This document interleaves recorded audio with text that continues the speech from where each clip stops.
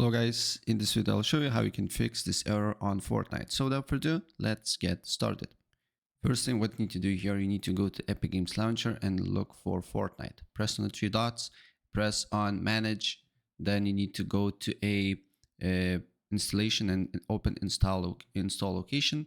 Then what you need to do here is to go to Fortnite, then Fortnite game, content, and then packs.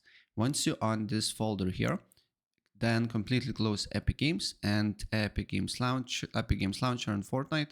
So completely close it, right? Then what you need to do here is to, once the Epic Games and Fortnite is closed, you need to sort packs by size.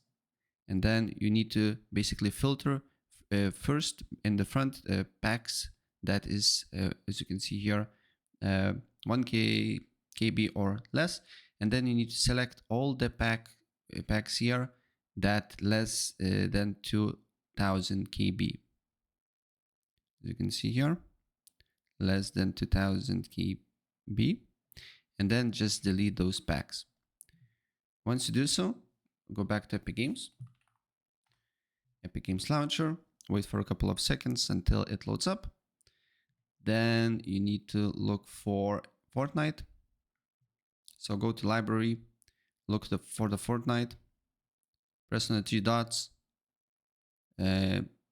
restart and update first here, and then simply go to library and press on the three dots on the Fortnite here, and then go to manage and then verify files. Once you see that files is verified, probably first maybe it can be some updates. So let's cancel this one and then just verify files. And once the files is verified, you can play the game and should be no error here.